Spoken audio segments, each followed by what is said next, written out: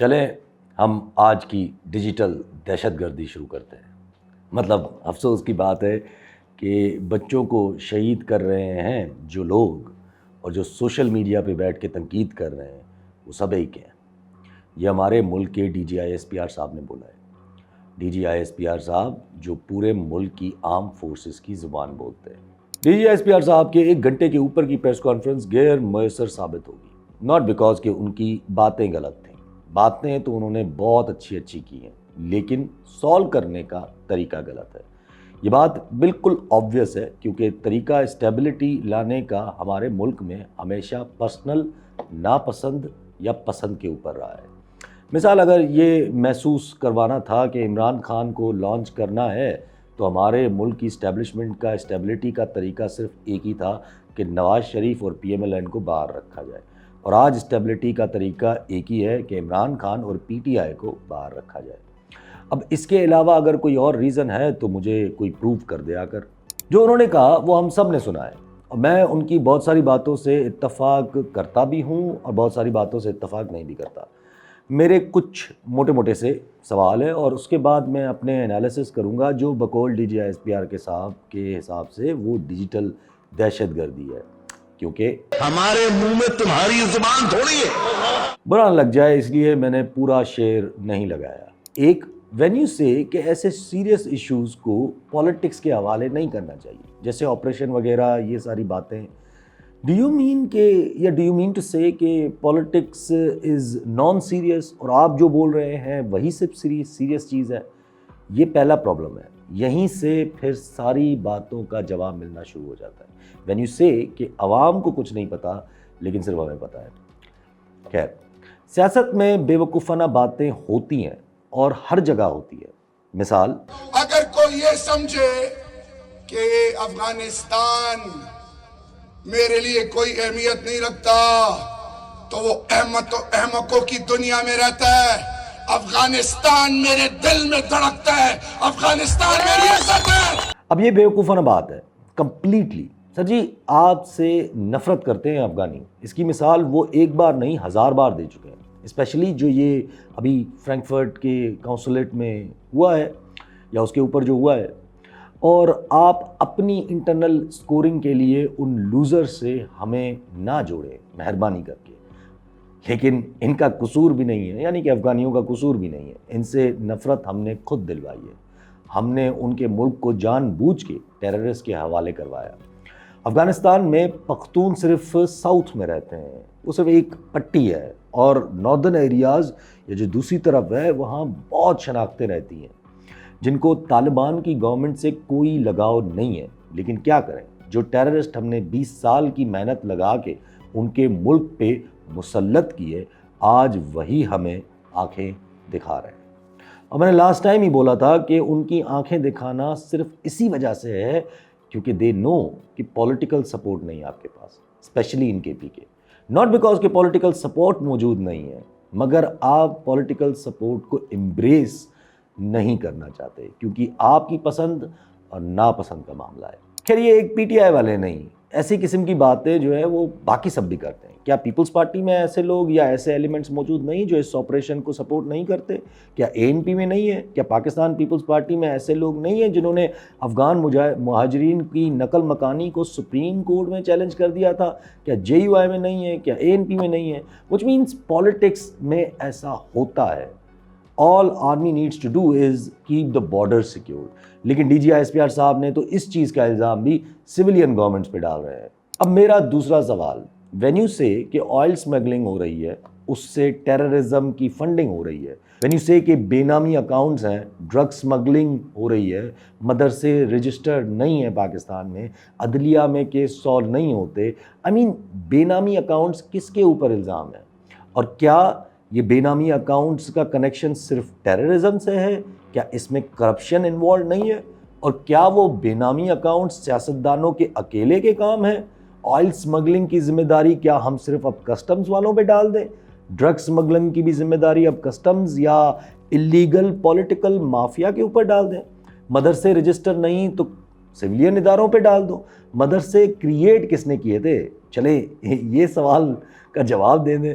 عدلیہ میں کیسز صحیح نہیں ہو رہے تو اس میں عدلیہ کی غلطی ہے، حالانکہ ان میں سے کوئی بھی چیز پاکستان میں کوئی بچہ بھی جانتا ہے کہ ممکن ہی نہیں کہ اسٹیبلشمنٹ کی ون وے اور دی ادر گو اہیڈ کے علاوہ یہ سب کچھ ہو پائے۔ اور اگر عدلیہ میں کیسز سالو نہیں ہو رہے، سزائیں نہیں آ رہی، تو یہ عدلیہ کی غلطی نہیں بلکہ پروسیکیوشن کی غلطی ہے۔ اگر کیس میں ایویڈنس کی قلت ہوگی تو ہر ٹیررسٹ چھوٹ جائے گا، اور جو نہیں چھوٹے گا وہ جیل توڑ کے بھاگ جائے گا۔ میں کوئی انوکھی بات نہیں کر رہا ہوں، یہ سب فیکٹس ہے، بس ریالٹی چیکس ضروری ہیں کبھی کبھی تھوڑے تھوڑے۔ اس لیے جب یہ باتیں آئیں تو میں پریس کانفرنس سن کے تھوڑا سا کنفیوز ہو گیا کہ کیا ہمارے ملک میں کوئی اللیگل پولیٹیکل مافیا اتنی اسٹرانگ ہے کہ اتنے سالوں سے یہ جو سب ہو رہا ہے اسٹارٹنگ فرام 1979 ٹل ناؤ وہ ایک مافیا تھی جو کر رہی ہے۔ D G S P R صاحب کی پریس کانفرنس کنفیوژن کا شکار تھی بٹوین دیئر اون نیریٹیوز۔ میں سمجھاتا ہوں لاسٹ میں عمران خان صاحب نے دی سنڈے ٹائمز کو انٹرویو دیا اور پھر ان کے انٹرنیشنل میڈیا کوآرڈینیٹر کو اٹھا لیا جاتا ہے۔ جب ہائی کورٹ بولتی ہے کہ پیش کرو تو اچانک سے یاد آتا ہے کہ احمد جنجوعہ صاحب تو ٹیررسٹ سے ملے ہوئے ہیں اور ان کے پاس تو بارودی مواد موجود ہے۔ جہاں آپ ہمیں اتنا سمجھایا کہ انتشار کیا ہوتا ہے، وہیں آپ احمد جنجوعہ کو گم کر کے پھر دکھا رہے ہو کہ بارودی مواد ان کے پاس موجود تھا۔ میرے نزدیک یہ بہت ہلکے لیول کا کام ہے اور یہ گورنمنٹ کا کام ہے، اسٹیبلشمنٹ کا نہیں ہے۔ ہاں البتہ ان کی طرف سے روکا نہیں جائے یا روکا نہیں گیا ہو وہ ایک الگ بات ہے۔ پھر رؤف حسن صاحب کو گرفتار کر کے لے گئے۔ رؤف حسن صاحب کی ایج کیا ہوگی؟ جتنی بھی ہے وہ ایک ضعیف انسان ہے۔ اچھا اس کے ساتھ ساتھ پی ٹی آئی کے سیکریٹریٹ پہ بھی دعویٰ بول دیا، چیزوں کو بھی اٹھا کے لے گئے، اور یہ کیا کس مومنٹ پہ ہے؟ جب پی ٹی آئی کو اپنے حلف نامے سبمٹ کروانے ہیں۔ نیشنل اسمبلی کے حلف نامے پی ٹی آئی سبمٹ کروا چکی ہے، لیکن کے پی کے اور پنجاب کے حلف نامے پی ٹی آئی نے سبمٹ نہیں کروائے تھے اور ان کو ابھی کروانے تھے۔ یہ کیوں ہوا؟ مطلب حاصل مطلب کیا تھا اور کروایا کس نے؟ میرے نزدیک یہ بھی اسٹیبلشمنٹ کا کام نہیں ہے، یہ بھی ہماری سرکار کے کام ہے، اور اس سے پروو ہو رہا ہے کہ ہمارے اقتداری حلقے ریزرو سیٹس والے فیصلہ ماننے جا رہے ہیں، لیکن اپنی طاقت بھی ساتھ ساتھ دکھاتے ہوئے۔ بنوں میں جو ہوا وہ 9 مئی نہیں تھا، اٹس ورس دین 9 مئی۔ ہم کیا کر رہے ہیں میری سمجھ میں نہیں آ رہا۔ ہمارے D G S P R صاحب نے بولا کہ فوج کی ایس او پیز ہیں، وہ پہلے وارننگ دیتے ہیں، پھر ہوائی فائرنگ کرتے ہیں، پھر سیدھی فائرنگ کرتے ہیں۔ ٹھیک ہے، no problem, we know the SOPs, but problem is کہ جن کو آپ انتشاری ٹولہ بلا رہے ہیں، problem is suppressing the public representation.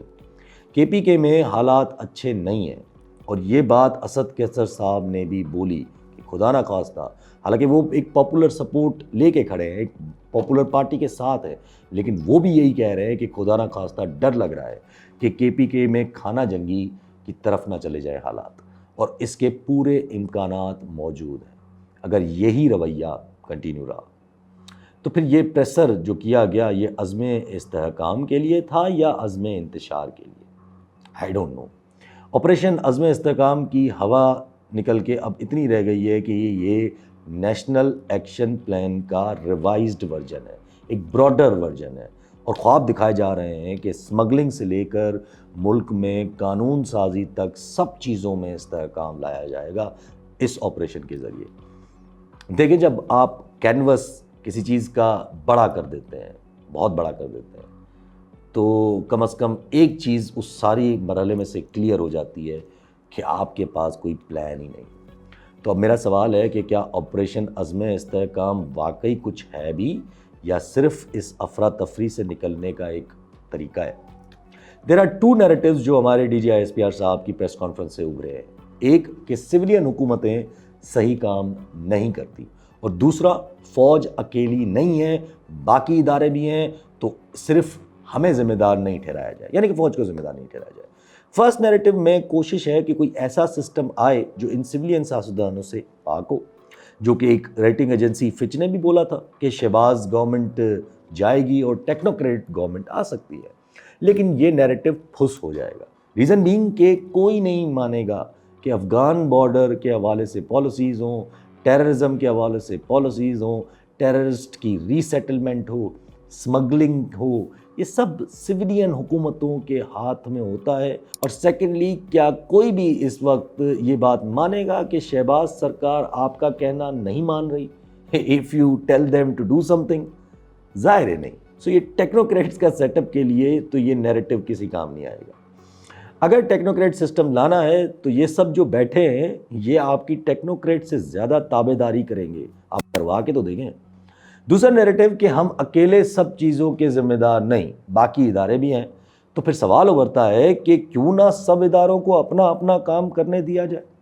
जब फैसल बाजवा जैसे लोग ये बोल रहे हैं कि रियासत अब रिएक्शन या रियासत अब एक्शन लेगी, रियासत अब रिएक्ट करेगी, तो मेरा सवाल है कि रियासत किसी एक इदारे का नाम तो नहीं होता। रियासत में तो अदलिया भी एक पिलर होता है और अदलिया में से जजमेंट आ चुकी है। अगर सीरियस इश्यूज़ पे सियासत नहीं होनी चाहिए तो इस रिजर्व सीट्स वाले फैसले से ज़्यादा कौन सी सीरियस बात हो सकती है? रिजर्व सीट्स वाले फैसले के बाद ये वावड़ा साहब आके कहते हैं कि जजेस के खिलाफ रेफरेंसेस आ रहे हैं और रियासत के एक्शन का कह के कहते हैं कि हर इदारे में से सफाया किया जाएगा। तो फिर हम अदलिया को रियासत अदलिया बुला लेते हैं, क्योंकि उनकी रियासत के हिसाब से तो सीट्स पीटीआई को मिलनी चाहिए। और अगर वाकई रियासत इस्टेब्लिशमेंट लड़ाई के मूड में होती तो ऐसे धावा बोल के पीटीआई के पंजाब और केपीके के हलफनामे चोरी करने की क्या ज़रूरत आई? क्या अब रियासत इलेक्शन कमीशन ऑफ पाकिस्तान ने रियासत इस्टेब्लिशमेंट की बात मानना छोड़ दी है? कितना अजीब लग रहा है ना ये सब रियासत बोल के। ज़ाहिर है क्योंकि रियासत एक ही होती है और सब उसके इदारे होते हैं और सब इदारे उसका हिस्सा होते हैं। And the most interesting thing is कि इदारे इन इटसेल्फ रियासत नहीं बनाते, कॉन्स्टिट्यूशन रियासत बनाता है और कॉन्स्टिट्यूशन अवाम बनाती है। मतलब ये आसान फार्मूला है, मगर जब पर्सनल सोच या अवाम की सोच पे हावी होना शुरू हो जाए तब सारे प्रॉब्लम्स उभरना शुरू हो जाते हैं। खैर, लेक्चर्स से बाहर आते हैं। मैंने स्टार्टिंग में बोला कि DGISPR साहब की प्रेस कॉन्फ्रेंस कन्फ्यूजन का शिकार थी। अगर वो केस गवर्नमेंट के खिलाफ बिल्ड कर रहे हैं तो they are part of the government, वो गवर्नमेंट से अलग नहीं है। एंड इफ दे थिंक कि ये नैरेटिव चल जाएगा कि सिविलियन सिस्टम को हटा के आप टेक्नोक्रेट्स ले आओगे, तो भी इट्स इम्पॉसिबल। और मैं इसके वेरियस टाइम्स रीजंस दे चुका हूँ। इंटरनली या एक्सटर्नली दोनों तरफ से ये गैर आइनी चीज़ आपको सूट नहीं करेगी। अगर वो केस किसी पॉलिटिकल जमात, किसी स्पेसिफिक पॉलिटिकल जमात के खिलाफ बिल्ड कर रहे हैं तो भी गलत है, क्योंकि अगेंस्ट पॉपुलर जमात जाके आप इस वक्त अपनी मनवा लें, ये मुमकिन ही नहीं, स्पेशली जहाँ लोगों को महंगाई ने निचोड़ के रखा है। अगर नैरेटिव ये बिल्ड करने की कोशिश है कि आज की जो प्रेस कॉन्फ्रेंस थी वो एक फ्रस्ट्रेशन है और इस्टेब्लिशमेंट अब फ्रस्ट्रेट हो रही है, और हो सकता है ये रीइंफोर्स किया जाए कि हमारा कोई काम नहीं है और हम अकेले जिम्मेदार नहीं, और इवेंचुअली ये बात जो है वो न्यूट्रलिटी की तरफ चली जाए, तो ये नैरेटिव कैन वर्क। और इसी वजह से शायद नून लीग को अब खुद चीज़ें हाथ में लेनी पड़ रही हैं या उसको हाथ में दी जा रही हैं। चाहे रिजर्व सीट्स वाले फैसले में गवर्नमेंट की ताकत दिखाना हो, चाहे वो पीटीआई के सेक्रेटरीट पे दावा बोलना हो, इस चीज़ ने तो और इस बात को पुख्ता कर दिया है, ये जो दावा बोला है इन्होंने कि इलेक्शन कमीशन तो फैसला मान रहा है। तो फिर नून लीग ने ये जो बैन वाली बात की थी वो भी जो है वो अभी लटकी हुई है, जो कि अभी तक उन्होंने फैसला लिया नहीं है या ले नहीं पा रहे। मैं तो पहले दिन से कह रहा हूँ कि इस्टेब्लिशमेंट इस बैन वाली बात पे कभी रजामंद नहीं होगी नून लीग के साथ, because they know it's futile exercise. Supreme court कभी इस बात को इंडोर्स नहीं करेगी। तो फिर ऐसी प्रेस कॉन्फ्रेंस, ऐसी बातें, मसला यही है ना कि हर चीज़ इवेंचुअली पर्सनल पसंद नापसंद पे आके फंस जाती है। इसलिए आई बिलीव कि अगर DGISPR साहब की प्रेस कॉन्फ्रेंस कंफ्यूजिंग थी या अगर आपको लगी तो इट्स बिकॉज कि अब सोच में भी कंफ्यूजन आ चुकी है। हमको पता ही नहीं था, लेकिन हम उनकी टीम की तरफ से खेल रहे थे।